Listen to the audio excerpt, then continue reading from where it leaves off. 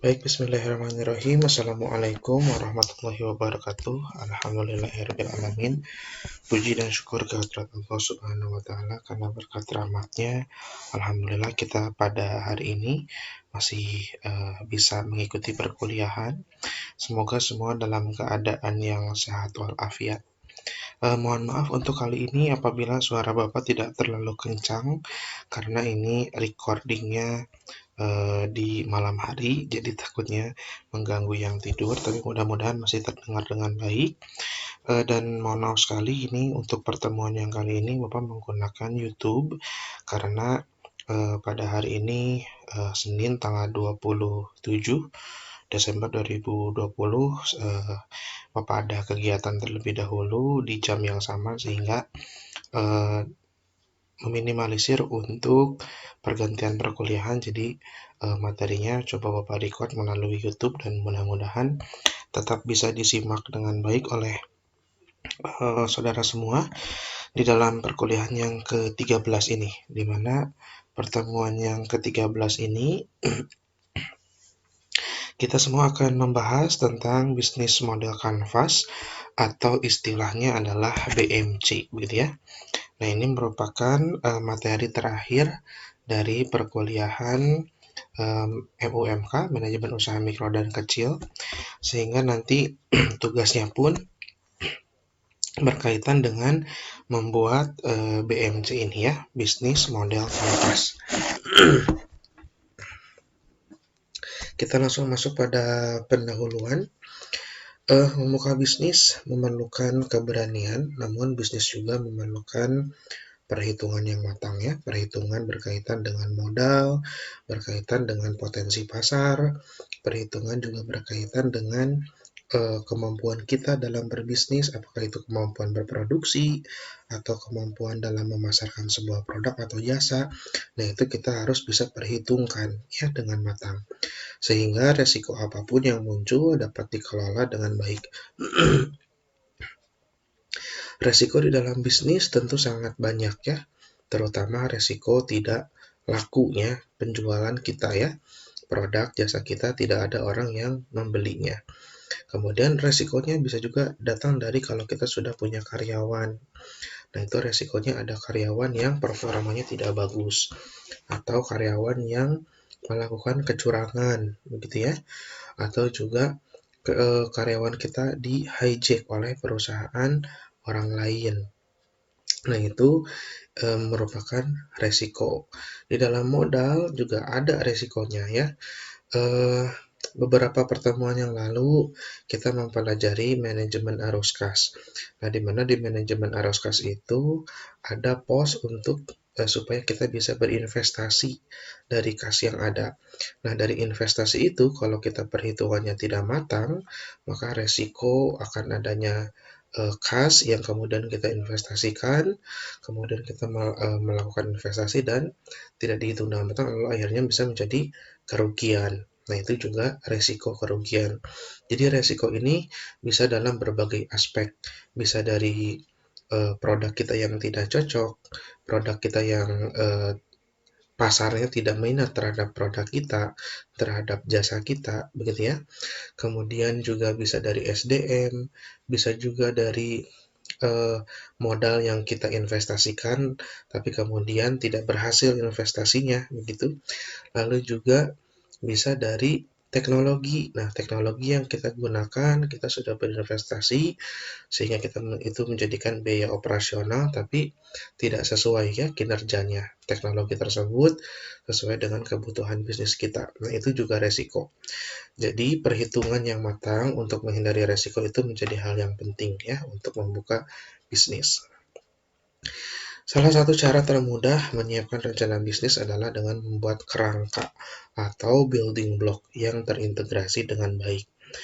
Nah, artinya kerangka ini harus bisa memetakan semua perjalanan bisnis kita, semua aspek bisnis kita ya, mulai dari produk, kemudian mulai dari eh, segmentasi pasarnya, kemudian mulai dari bagaimana cara menyampaikan produk kita, apa yang akan kita jual, kemudian dari sisi supplier-suppliernya yang seperti apa, supplier apa, kegiatan kita dalam berbisnis, operasionalnya apa saja, memproduksi apa saja, dan seterusnya. Termasuk hingga akhirnya nanti kita bisa memetakan dari mana saja bisnis kita akan mendapatkan uang dan, dari bisnis kita juga apa saja yang akan menghasilkan biaya atau beban, ya.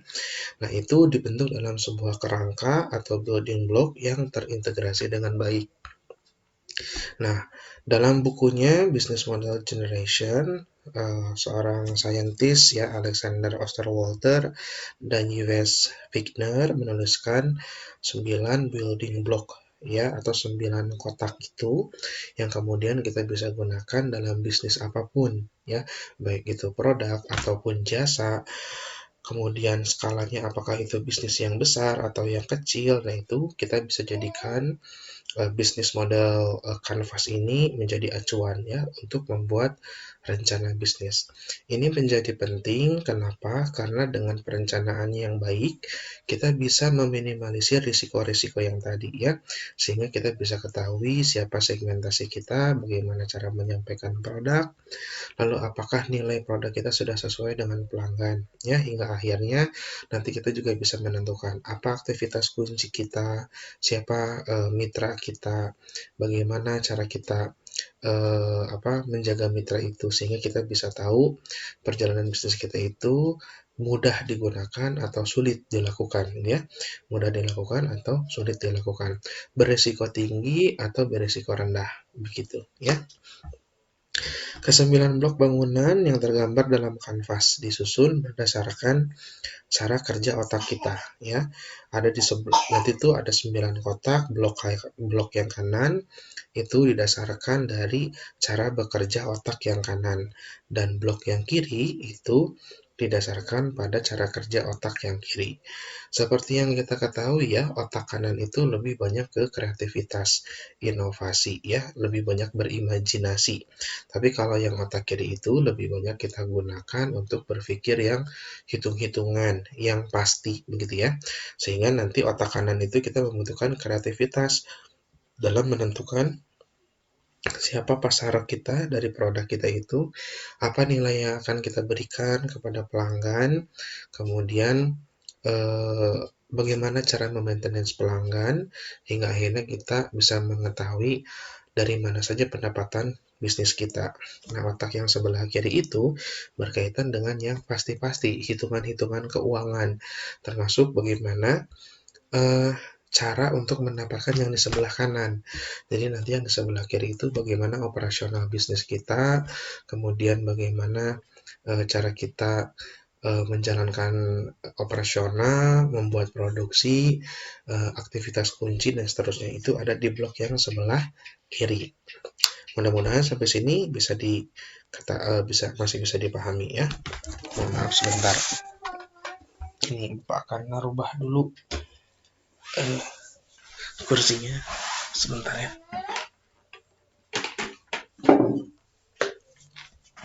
Supaya suaranya ini lebih bagus. sorry.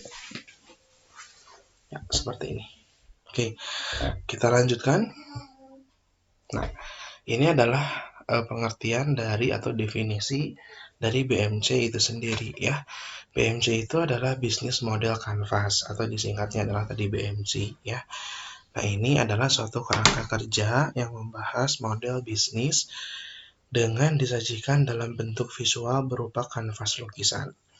Nah, ini kanvas lukisan Bapak lebih di highlight ya, karena memang betul ketika kita akan membuat BMC ini kita tidak dibatasi dengan kreativitas kita. Kita tidak dibatasi dengan imajinasi kita yang hingga akhirnya nanti bisa menjawab apa saja yang ada di dalam misalkan segmentasi dari produk kita ya, sehingga kita bisa mengetahui ini pasarnya dari mana saja, siapa saja. Lalu kita juga tidak dibatasi dalam menentukan misalkan apa value proposition yang akan kita berikan kepada pelanggan. Nah, jadi seperti halnya lukisan, kita melukis di kanvas itu kan sesuai dengan imajinasi kita ya, kreativitas. Sehingga dalam membuat BMC ini silakan saja dibuat sekreatif mungkin ya, tidak ada yang salah, tapi yang lebih tepatnya itu adalah tepat atau tidak penempatannya ya.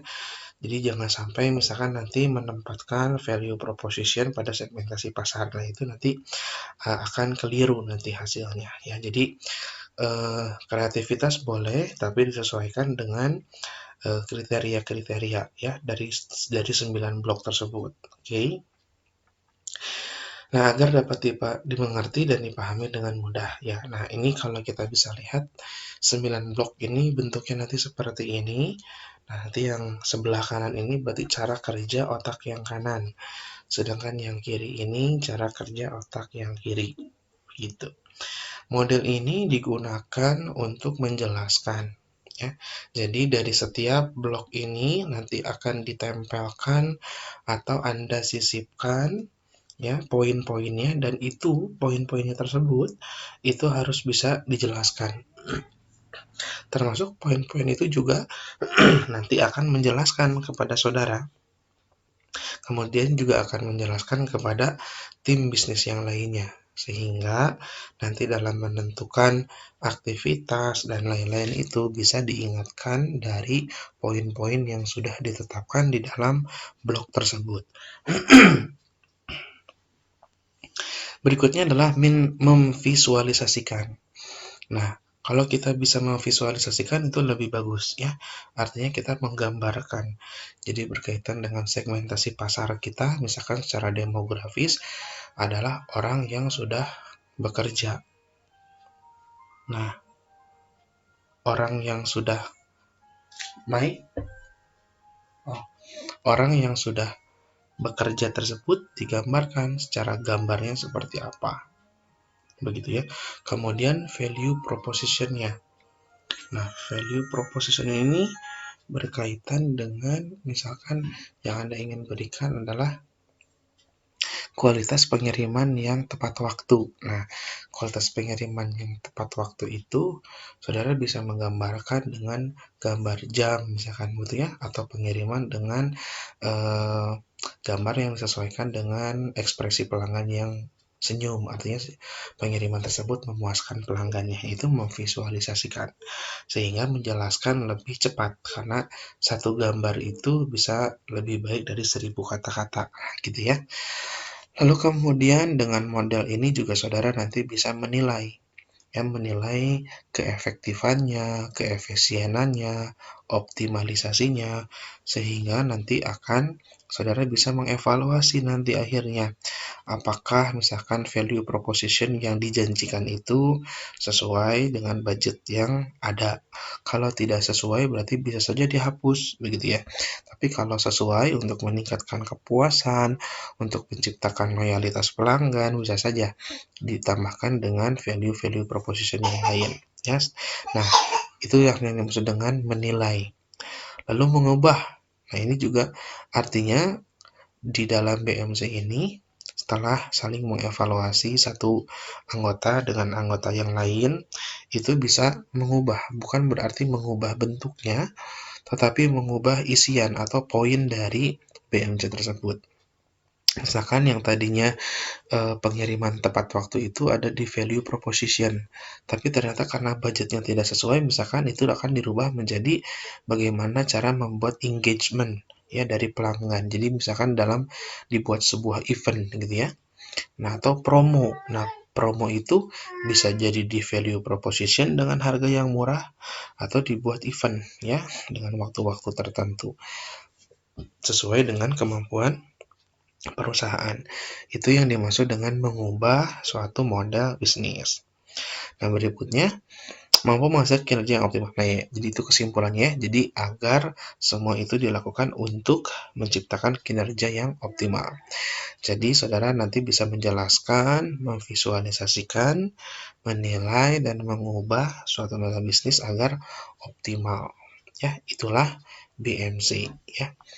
Kalau ada yang pertanyaan, Pak, ini perusahaan besar, apakah ada yang menggunakan BMC? Oh ya, tentu saja. Robani Fashion, Robani yang bisnis di bidang fashion, itu juga menggunakan BMC ini ya. Kemudian Trans Studio Bandung menggunakan BMC ini. Perusahaan-perusahaan perbankan juga untuk di bidang jasa menggunakan ini. Termasuk pengusaha-pengusaha startup juga sudah menggunakan ini. Ya, dan karena ini sudah ada di dalam kajian ilmiah, tentunya ini menjadi rekomendasi dari para saintis atau dari para dosen begitu ya, dari ilmuwan untuk para pengusaha di lapangan sehingga bisa menggunakan BMC atau bisnis model kanvas ini begitu. Jadi tidak terkendala apakah itu perusahaan besar atau perusahaan kecil, kemudian apakah itu bisnis produk atau di bidang jasa, ini tetap bisa digunakan ya bisnis model kanvas tersebut. Baik, kita lanjut saja. Nah, BMC dapat digunakan untuk semua lini bisnis yang tadi ya, tanpa terbatas sektor usahanya. Apakah sektor di bidang industri, kemudian di makanan, kemudian di fashion, kemudian industri di agribisnis, di jasa, ini semua bisa digunakan. Di bisnis IT seperti yang Bapak lakukan juga ini menggunakan BMC ya, sehingga ya bisa memudahkan Bapak bagaimana cara menentukan value proposition dan seterusnya, sehingga ya itu yang bisa uh, nanti akhirnya menjadi paket begitu ya. Kita bisa mengetahui produk yang dibutuhkan oleh customer itu apa. Misalkan ketika Bapak ketemu dengan kliennya koperasi, maka dari historical penjualan yang sudah ada, kemudian melihat BMC ini, kita bisa membuat penawaran-penawaran kepada calon klien yang sesuai dengan segmentasi kita, ya. Kemudian dari harga, dari price juga bisa kita sesuaikan karena bisnis itu kan sekarang harus custom ya. Jadi yang pelanggan sudah besar skalanya kita bisa memberikan harga yang besar. Tetapi untuk pengusaha atau ya misalkan ada klien usahanya masih kecil maka harganya juga disesuaikan lah begitu ya. Yaitu memang karakteristik bisnis saat ini seperti itu. Kita harus bisa mengetahui kondisi klien kita yang kemudian eh, besar atau kecil dari klien itu kita bisa sesuaikan dengan kebutuhannya sehingga merek kita atau perusahaan kita tetap bisa dipilih oleh berbagai segmennya. Tentu ini memang kembali lagi ke strategi bisnis ya. Apakah strategi bisnis saudara itu mau ke semua segmen atau khusus? Nah, kalau Bapak memang kebetulan menempatkannya untuk semua segmen. Jadi segmen yang low, middle, atau yang top tetap bisa di arrange gitu ya. Nah, berikutnya BMC ini sangat membantu untuk mempercepat proses analisa kekuatan dan kekurangan bisnis ya. Karena dengan kita menempatkan poin yang tepat di dalam BMC ini, kita bisa mengetahui apa saja yang kita miliki dari sisi perusahaan ya. Apakah itu modal, ataukah itu karyawan, ataukah kita punya hak kekayaan intelektual begitu dalam merek kita, dalam produk kita. Nah, itu kita bisa mengetahui dengan BMC ini. Karena kenapa bisa diketahui? Karena semuanya sudah dipetakan di awal. Karena sudah dipetakan, jadi kita bisa mengetahui kekuatan kita ya. Lalu memang yang menjadi yang utama dalam penentuan poin di BMC ini, kita harus hati-hati betul memang. Kita harus berpikir dengan baik bahwa yang menjadi segmen kita apa, kita harus telaah dengan baik. Kemudian yang menjadi uh, value proposition perusahaan kita apa, produk kita apa. Nah, itu harus kita bisa pikirkan dengan baik gitu ya sehingga nanti hasil atau output BMC-nya juga itu benar begitu ya. Lalu berikutnya ini juga akan mudah menganalisa kekurangan kita. Nah, kekurangan kita dalam hal apa? Misalkan kekurangan kita dalam hal sisi mesin operasional. Nah, oleh karena itu kita dalam bekerja sama berarti memerlukan mitra yang dapat memberikan jasa sewa alat produksi kepada kita. Misalkan saudara bisnisnya adalah bisnis kopi, ya, kopinya dalam kemasan botol, tapi ingin menghasilkan kopi yang baik, gitu ya. Nah, maka dibutuhkanlah alat mesin membuat kopi. Nah, saudara bisa saja bekerja sama dengan para supplier atau penyedia sewa mesin kopi yang kemudian bisa saudara sewa. Nah, itu menjadi key activity-nya adalah memproduksi dengan baik dengan mesin kopi. Dan mitranya berarti nanti harus diisi adalah jasa penyewaan mesin kopi. Nah, seperti itu. Karena kita sudah mengetahui kekurangan kita tidak punya mesin kopi, tetapi kita ingin membuat produk yang baik dari kopi ini, maka kita harus bermitra dengan penyewa mesin kopi seperti tersebut, ya. Berikutnya, dengan mengetahui kekuatan dan kelemahan, maka analisa kebutuhan dan profit dapat dilakukan dengan cepat, ya, karena perhitungan kita sudah betul sesuai dengan kemampuan yang kita miliki dan kekurangan yang ada pada diri kita juga, ya, ada pada dalam bisnis kita. Oke, dilanjut. Beberapa aspek deskripsi bisnis yang dijelaskan dalam BMC. Yang pertama adalah product or service offering. Jadi yang pertama itu adalah value proposition-nya, ya. Ini dari sisi produk. Produk apa yang akan kita jual? Ya, apakah itu produk makanan atau fashion, aksesoris atau jasa. Nah, di dalam produk pasti ada yang namanya nilai. Nilai produk yang melekat, ya, atau nilai yang melekat pada produk itu.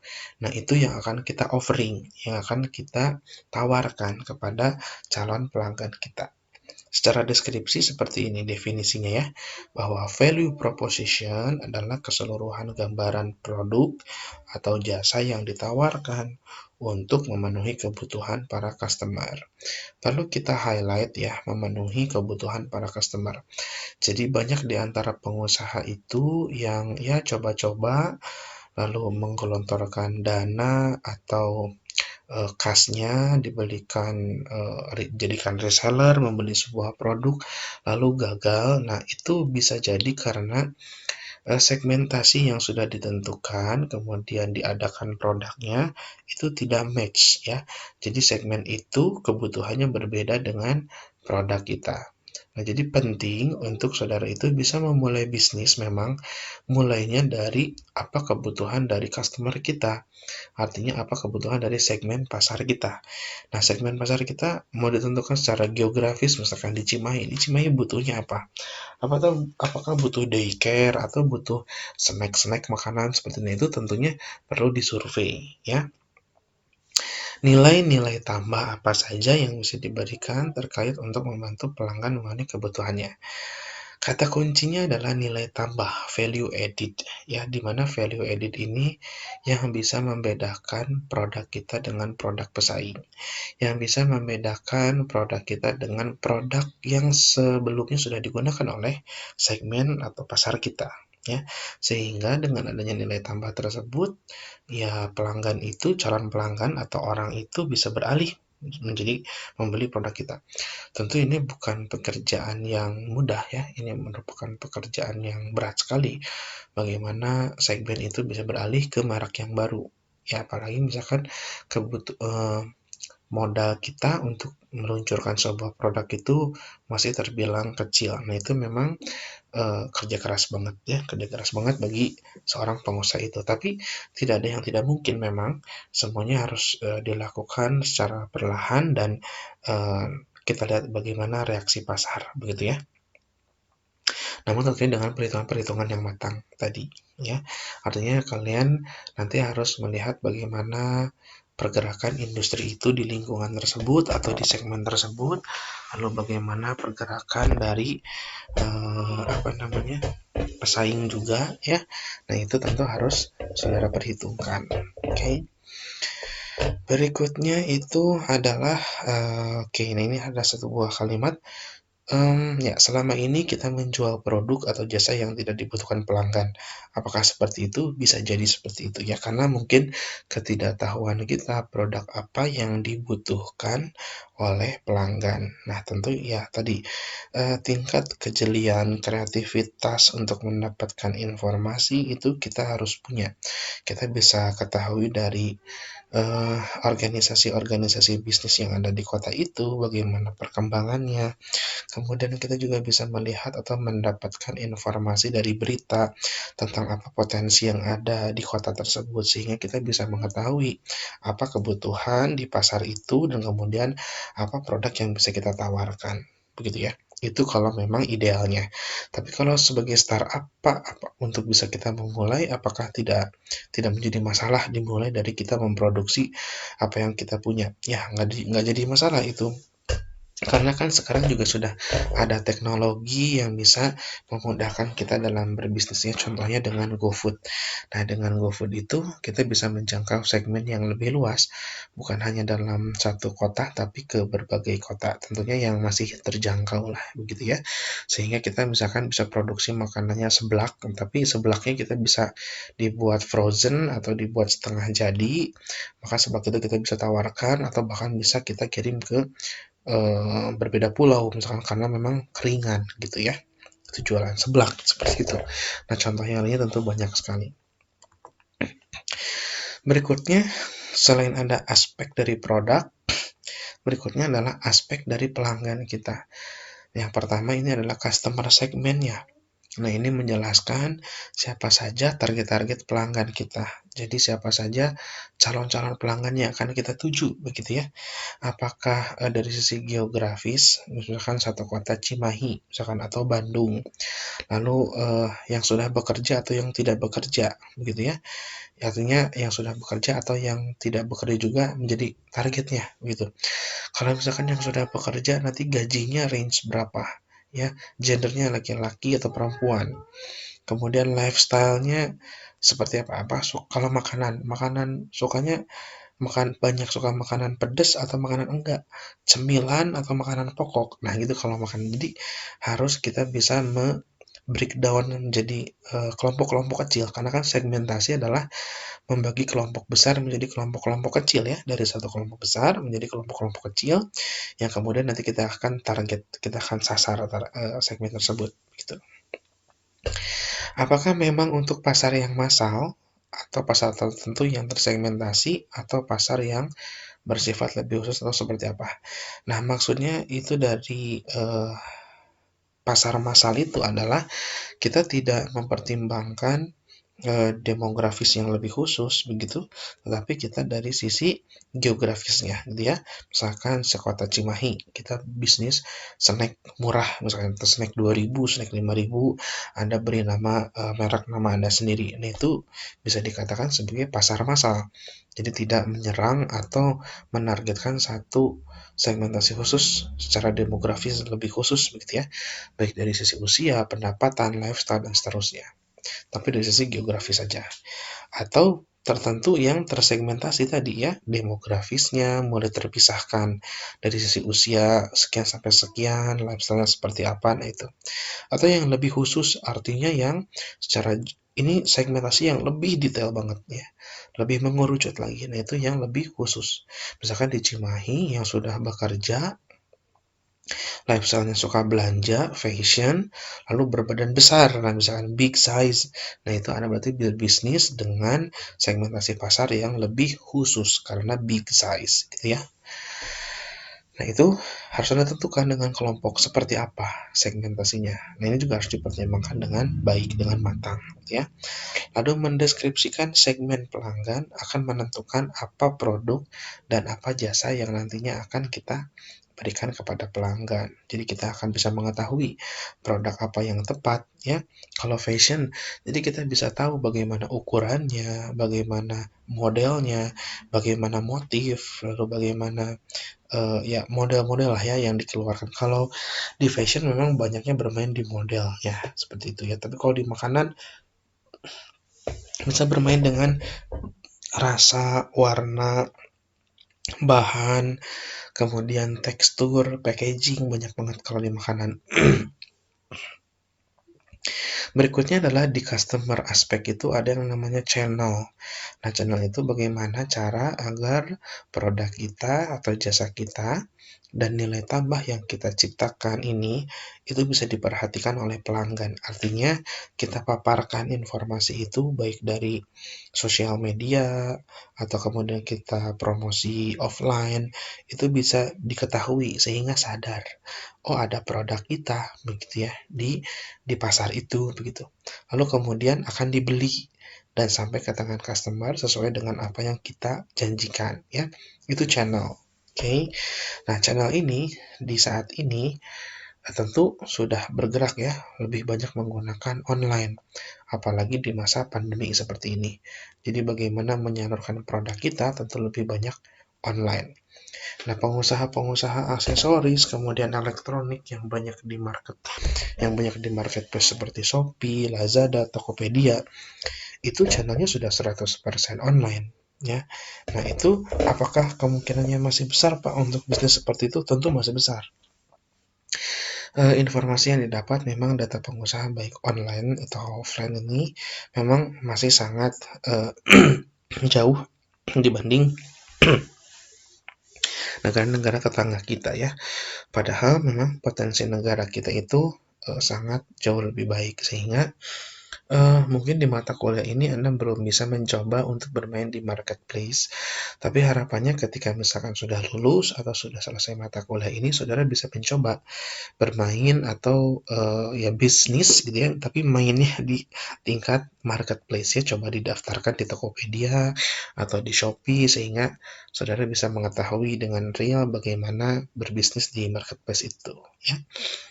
Lalu kemudian customer relationship ya, ini merupakan penjelasannya seperti ini, di era kompetisi yang ketat seperti sekarang ini sangat penting untuk menjaga hubungan dengan pelanggan agar pelanggan merasa nyaman dan dekat dengan kita sebagai pengusaha ya. Nah, di bagian ini pula dijelaskan tentang bagaimana sebuah bisnis itu bisa menjaga hubungan dengan baik dengan para pelanggannya ya.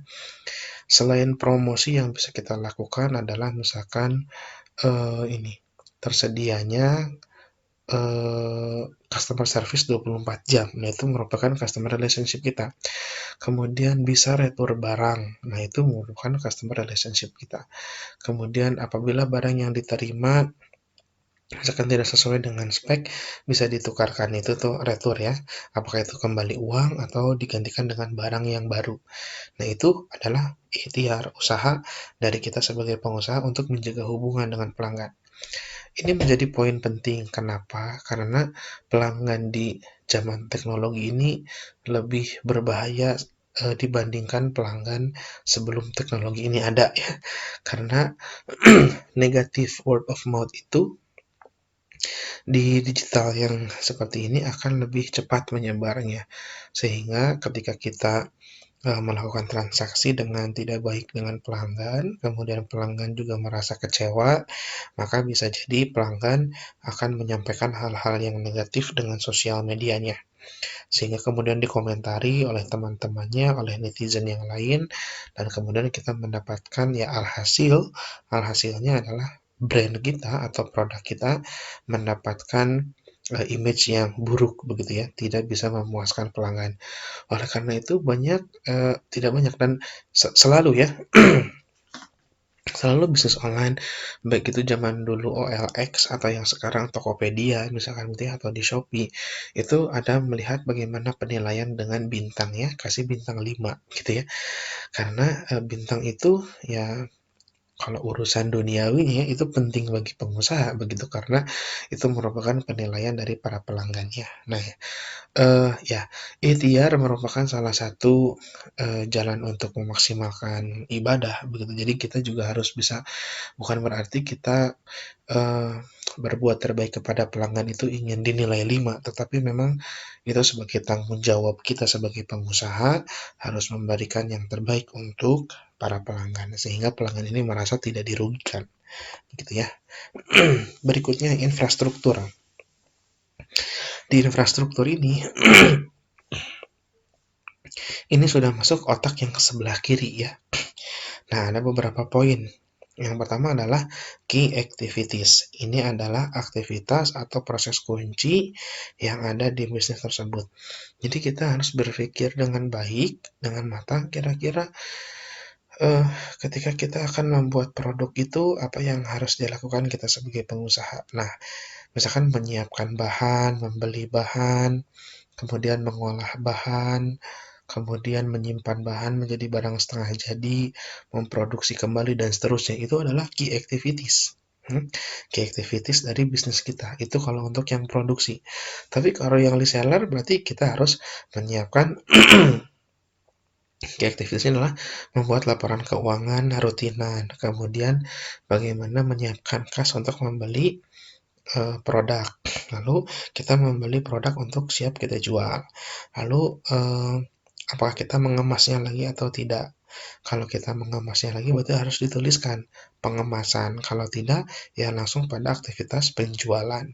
Penjualannya apakah online atau offline? Nah, itu juga bisa dijelaskan di key activities. Begitu ya. Lalu key resources. Nah, ini key resources ini merupakan sumber daya kunci atau sumber daya yang utama yang diperlukan dalam menciptakan nilai tambah bagi para pelanggan. Jadi, kalau key resources ini diisi dengan bahan-bahan yang memang diperlukan dalam memproduksi produk kita atau jasa kita. Contoh misalkan kita memproduksinya adalah keripik singkong, maka key resources-nya adalah bisa mitra singkong, mitra penyalur minyak, mitra penyalur bumbu-bumbu, dan seterusnya. Itu key resources ya, sumber daya kunci. Lalu bagaimana misalkan penyalur dari produk kita. Nah, kalau memang itu ada, maka penyalur itu atau distribusi itu bisa masuk ke dalam key resources. Begitu ya. Oke, berikutnya adalah partner networks gitu ya. Nah, ini partner ini dalam bisnis kita bisa melakukan semua sendirian, namun pasti akan berhubungan dengan supplier ya, atau distributor atau partner dalam bisnis ini. Nah, dalam bisnis model ini juga turut digambarkan agar nantinya dapat mengurangi ketidakpastian dan risiko bisnis yang terkait dengan partner. Ya, ini partner ini berkaitan dengan personal kita. Hubungan kita dengan mitra supplier tadi singkong misalnya, jadi key activities-nya memproduksi, key resources-nya adalah bahan singkong itu sendiri, lalu partnernya adalah supplier dari singkong. Lalu key resources-nya kalau minyak berarti ya partner network-nya adalah supplier minyak. Gitu. Jadi selalu berhubungan antara key resources dengan partner network. Ada saja yang tidak berhubungan kalau kita bisa memproduksinya sendiri, ya itu tidak akan menjadi partner network. Misalkan kita begini, kita jualan keripik pisang, tapi kita punya kebun pisang, maka kita tidak memerlukan mitra atau supplier pisang, tetapi kita membutuhkan pisang itu masuk ke key resources-nya. Nah, aktivitasnya kita harus menambahkan ya, memelihara kebun pisang atau memproduksi atau ya kita menjadi petani pisang yang bisa yang aktivitasnya menghasilkan pisang yang baik. Nah, jadi memelihara perkebunan pisang menjadi key activities, lalu key resource-nya tetap ada pisang. Lalu partner network-nya tidak membutuhkan supplier pisang karena sudah kita yang punya. Begitu ya. Oke, semoga bisa dipahami sampai sini. Berikutnya adalah finance. Nah, ini berkaitan dengan di dalam blok itu nanti kita akan kebagi dua ya, ada cost structure, ada revenue stream. Cost structure itu ada yang sebelah kiri, ini artinya berkaitan dengan otak kiri.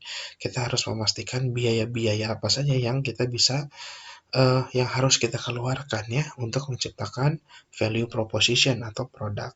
Nah, revenue stream itu ada di sebelah kanan. Revenue stream itu berarti berkaitan dengan kita bisnis itu hasilnya akan menghasilkan dari mana saja, itu revenue stream. Secara definisi kalimatnya seperti ini. Cost structure yaitu penjelasan mengenai struktur biaya yang terlibat dan dikeluarkan dalam bisnis, baik itu yang fixed cost atau yang variable cost.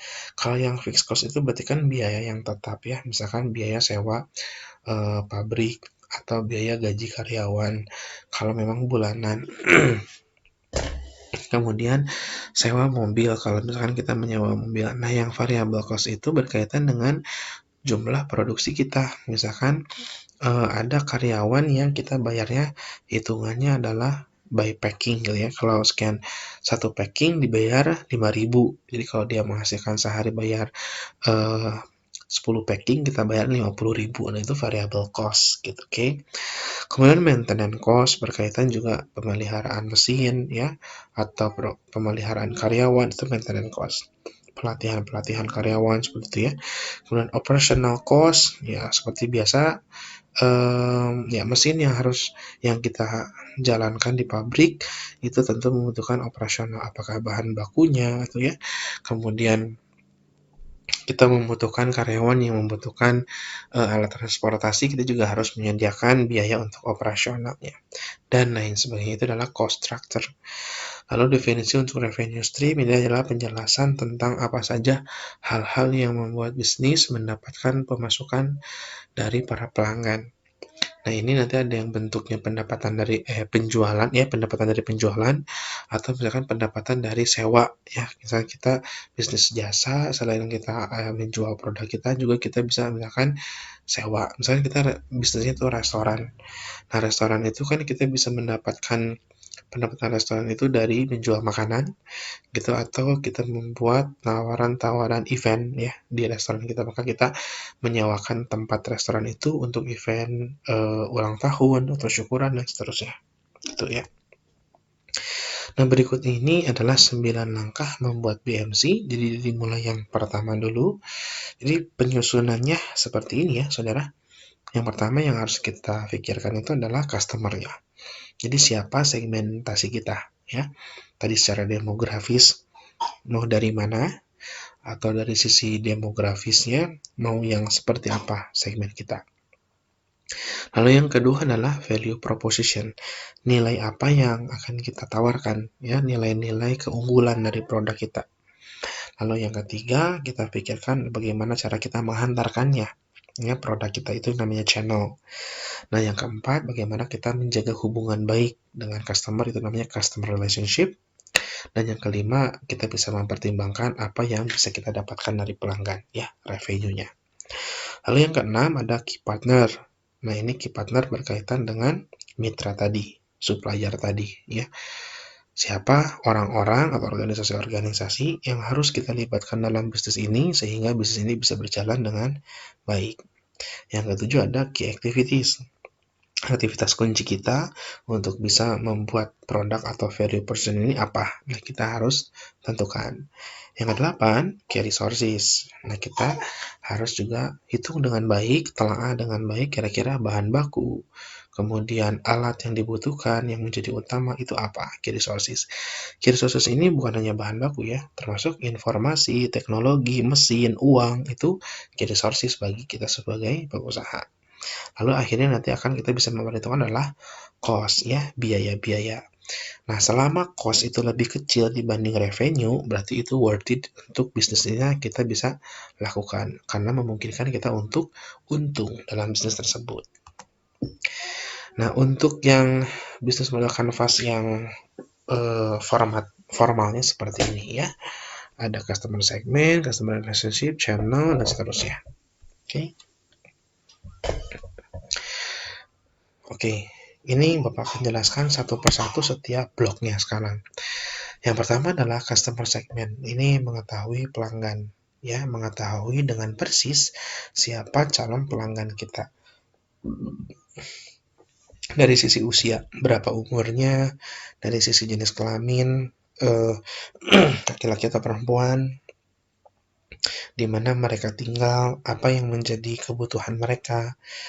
Nah, memang menjadi kebutuhan kalau kita bermain di bisnis yang makanan itu akan sangat besar peluang ya. Kalau bisnis makanan jarang yang gagal, bukan pasti, selalulah ada yang beli ya, tidak pernah ada yang loss 100% makanan tuh nggak kejual gitu, nggak ada ya cerita seperti itu.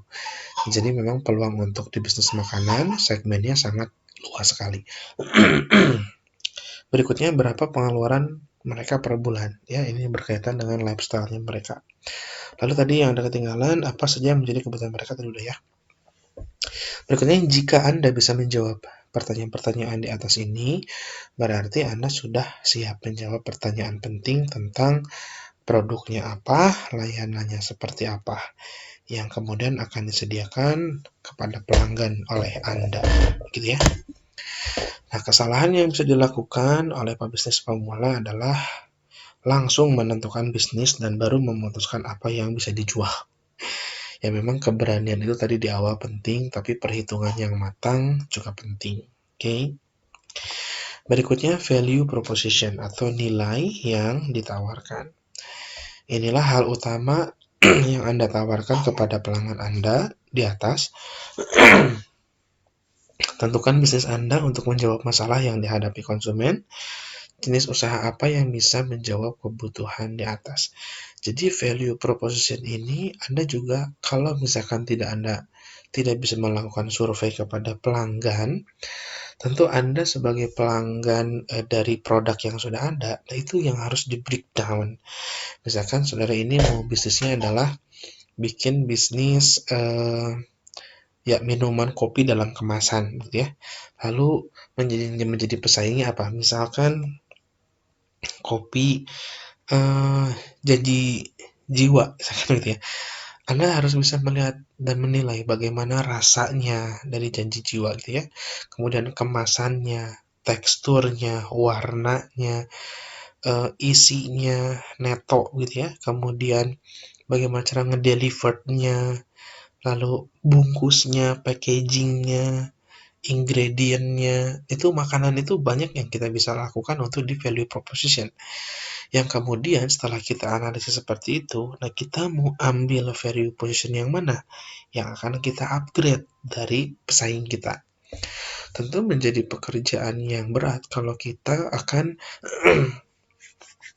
membuat value proposition yang sama kepada market leader, contohnya di bidang kopi tadi yang jadi Cio ya, akan menjadi berat karena perusahaan kita tidak semampu pesaing kita. Nah, misalkan seperti itu ya. Jadi value proposition ini selain kita bisa mencari dengan cara survei, kita juga bisa mencari dengan cara bagaimana value proposition yang sudah ditawarkan dari produk yang ada, lalu kemudian kita nilai seperti apa saja breakdown dan kita lihat apa yang bisa kita upgrade dari value proposition yang ada, gitu ya.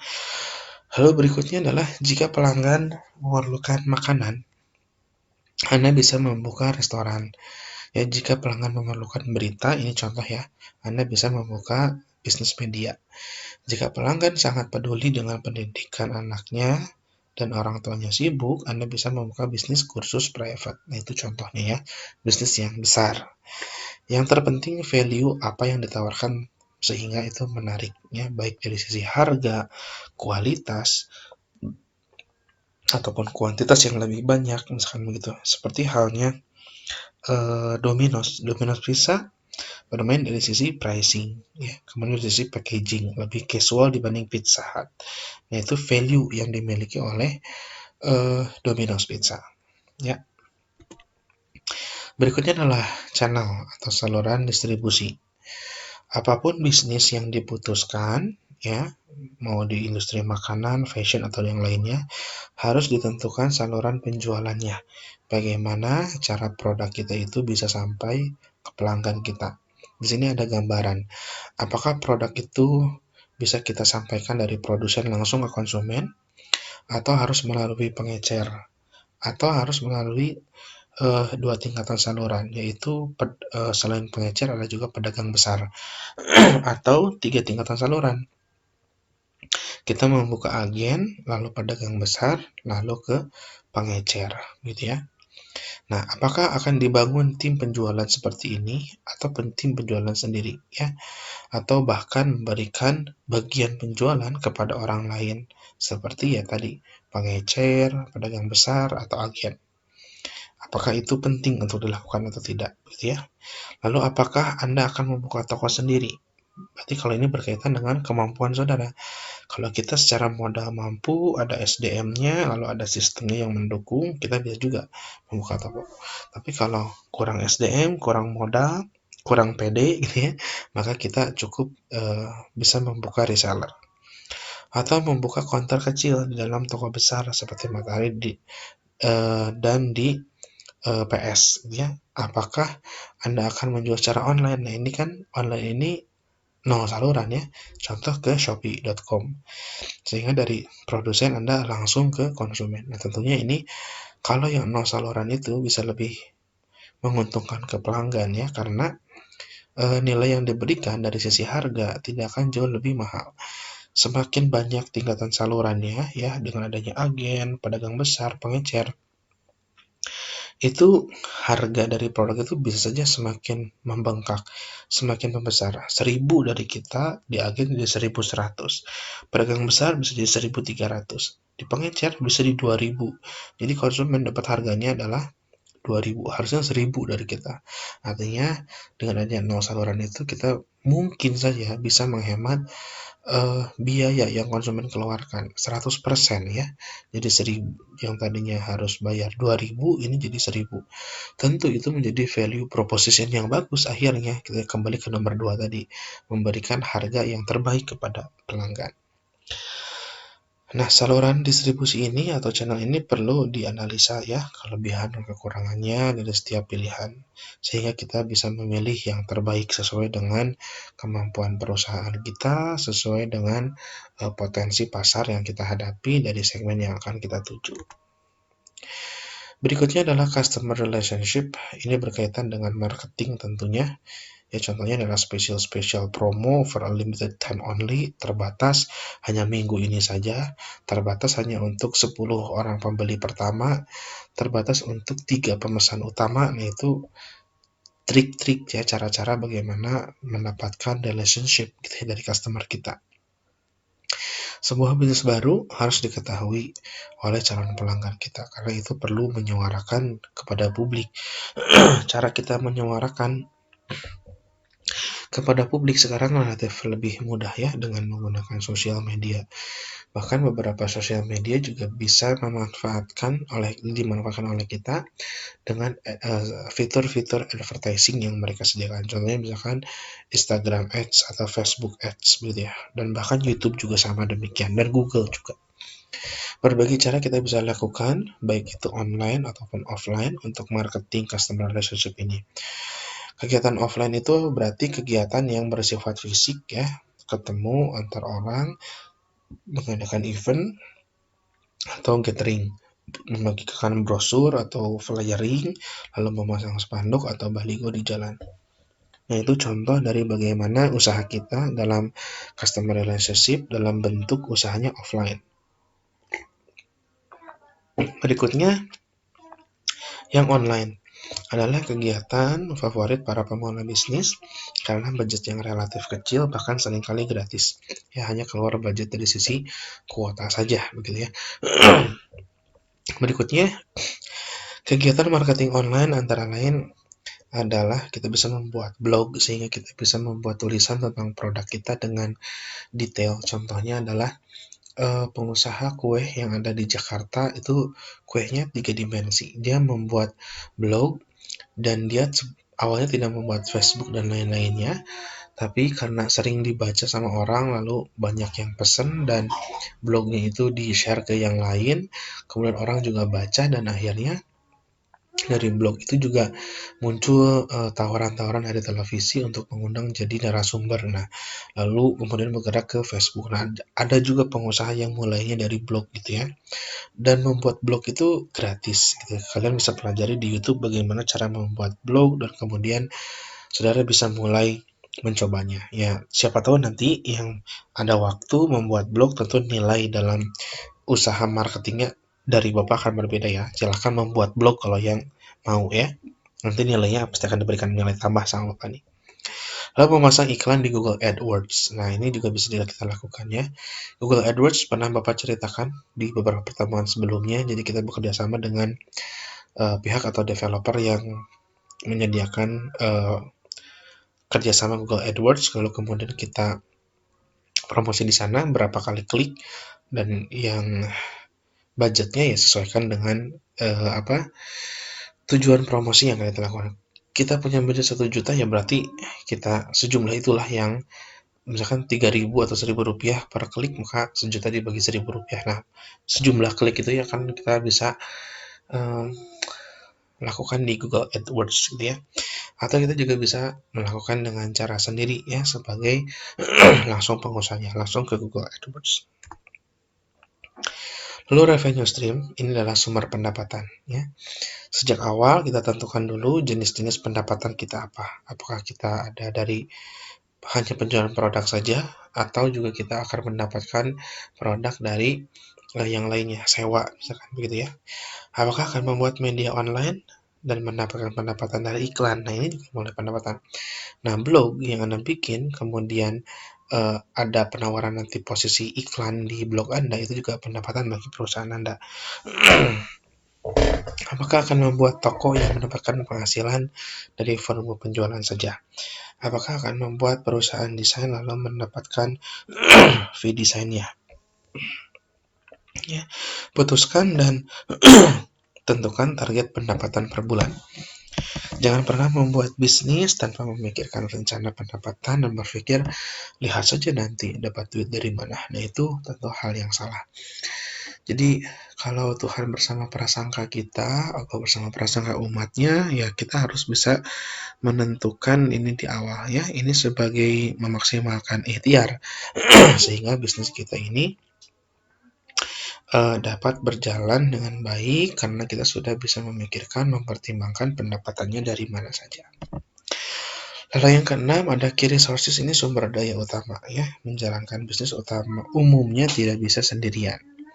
Kita membutuhkan orang sehingga kita bisa bekerja sama dan memproduksi barang yang terbaik. Posisi key resources ini ada di yang sebelah sini ya, berkaitan dengan bahan baku, dan bukan saja bahan baku, tapi juga bisa berkaitan dengan teknologi, informasi, modal, dan seterusnya. Nah, contohnya ini, Anda memerlukan orang, staff gitu ya. Sejak awal tentukan berapa banyak dan jenis keahlian apa saja yang diperlukan oleh karyawan Anda. Itu adalah key resources-nya. Contoh, saudara bikin sebuah lembaga koperasi, maka key resources-nya adalah karyawan. Misalkan koperasinya simpan pinjam, jadi karyawannya atau account officer harus punya keahlian yang berkaitan dengan menghitung bagaimana pembiayaan atau kredit, lalu bagaimana cara penagihan, lalu bagaimana cara mencairkan kredit. Nah, itu hal-hal yang harus dimiliki oleh staf Anda ketika Anda berbisnisnya di bidang jasa keuangan, ya. Lalu contohnya yang lain, dalam sebuah toko, berapa banyak tenaga sales yang diperlukan, sehingga jumlah sales itu berkaitan berbanding lurus dengan rencana jumlah pendapatan yang kita tentukan. Berapa banyak tenaga kasir yang diperlukan, berbanding lurus dengan berapa target segmen pasar yang akan datang ke toko kita, gitu ya. Berapa banyak tenaga administrasi seperti accounting diperlukan. Ini berkaitan dengan seberapa banyak juga transaksi yang kita sudah pertimbangkan, ya, sehingga berjalan lurus antara jumlah sales, kemudian jumlah kasir, dan jumlah administrasi dan accounting. Selain itu, contohnya misalkan selain staff SDM, juga memerlukan sumber daya non-manusia. Berapa sewa toko, kantor per bulan, berapa komputer, dan berapa harga totalnya. Apakah Anda perlu membuat meja counter atau display untuk penjualan? Nah, ini juga dipertimbangkan. Jadi, yang tadi Bapak sampaikan, bahwa key resources ini bukan hanya berkaitan dengan bahan baku, SDM atau orangnya, tapi juga berkaitan dengan teknologi, informasi, mesin, modal yang kita miliki. Itu adalah sumber daya utama. Berikutnya yang ketujuh adalah key activities atau kegiatan bisnis. Posisinya ada di sini ya. Nah, ini berkaitan dengan kegiatan-kegiatan apa saja yang akan kita lakukan tergantung pada apa produk kita, apa jasa yang akan kita produksi ya, yang akan ditawarkan kepada konsumen. Tentu ini menjadi hal yang beda banget antara satu usaha dengan usaha yang lainnya. Sekalipun usaha komoditinya sama, tapi key activitiesnya bisa beda. Karena value proposition juga beda-beda. Misalkan sama-sama jualan keripik singkong. Tapi yang satu keripik singkong biasa aja, yang satu keripik singkongnya adalah dikemas dengan baik, dikemas dengan kayak ciki-cikian yang memang udah keren banget gitu packagingnya. Maka key activitiesnya adalah packaging itu masuk ke key activitiesnya. Tapi kalau yang massal, yang mass product, asal keripik diplastikin aja, key activitiesnya nggak akan masuk tuh soal packaging ya, gitu. Sebagai contoh nih, contoh lain ya, usaha khusus bahasa Inggris dengan value proposition itu adalah pengajaran yang menyenangkan dan materi pengajaran yang berkualitas. Maka kegiatan bisnis adalah promosi, training guru, dan materi yang selalu diperbaharui. Itu key activitiesnya ya. Promosi menjadi penting karena untuk peningkatan customer kita. Training guru itu menjadi key activities karena penting untuk mempertahankan kualitas, bahkan meningkatkan kualitas. Dan materi yang selalu diperbaharui itu penting juga supaya tadi berkaitan dengan kualitas yang dibutuhkan. Ya. Kegiatan-kegiatan bisnis diuraikan secara detail dan logis dalam key activities ini. Jadi kegiatan-kegiatan dari A sampai Z-nya diutarakan di key activities ini. Berikutnya, key partner atau mitra utama. Posisinya ada di otak yang sebelah kiri ini ya. Sukses berbisnis tidak bisa sendirian. Harus bekerja sama dengan banyak pihak lainnya.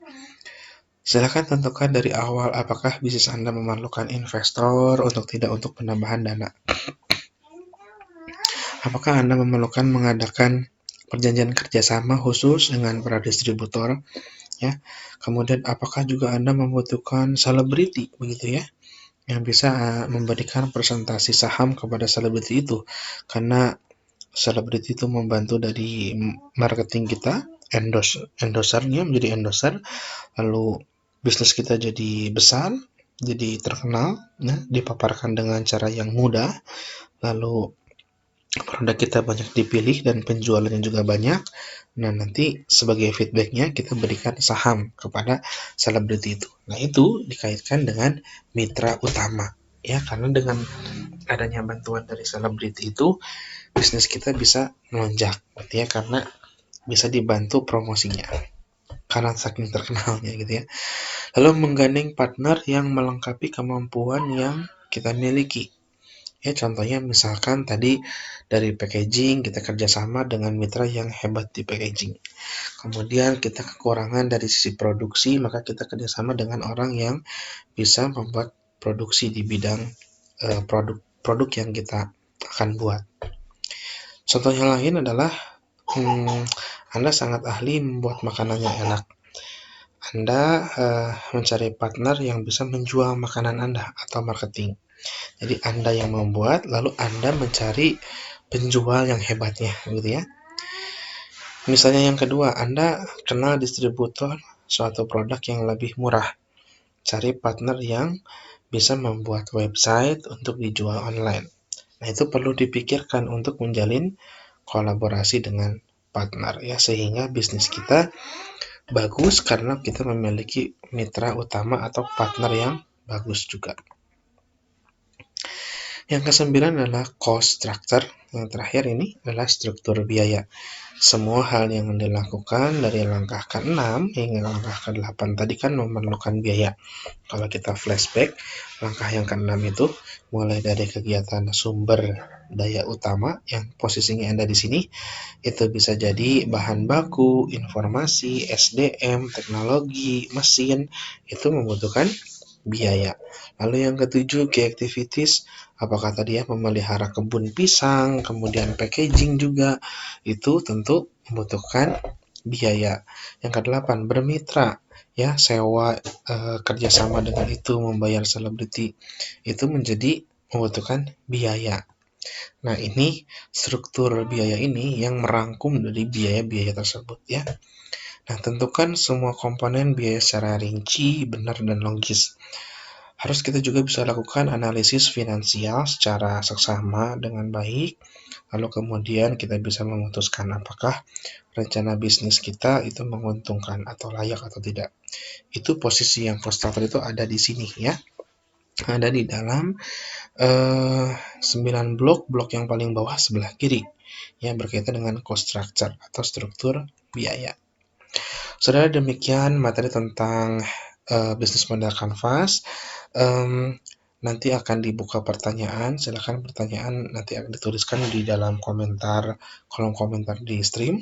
Nanti insya Allah Bapak akan jawab. Ya, cukup demikian untuk materi kali ini. Sampai ketemu di pertemuan yang ke-14. Nah, pertemuan yang ke-14 itu kita sama-sama akan menyaksikan bagaimana setiap kelompok akan presentasi tentang bisnis model kanvasnya. Ya, bisnis model kanvas dari setiap kelompok. Jadi, dari kelompok nanti tolong kepada KM, jumlah kelompoknya ada berapa? Kalau jumlah kelompoknya ada 8 misalkan gitu ya, nanti dibagi 2. Jadi kelompok 1 sampai dengan kelompok 4 silakan presentasi dan akan kita bahas, kemudian akan kita bedah begitu ya BMC-nya. Nanti di pertemuan yang terakhir, pertemuan yang ke-15 untuk kelompok yang belum. Demikian, ini untuk Gifar berarti ya tugasnya. Terima kasih.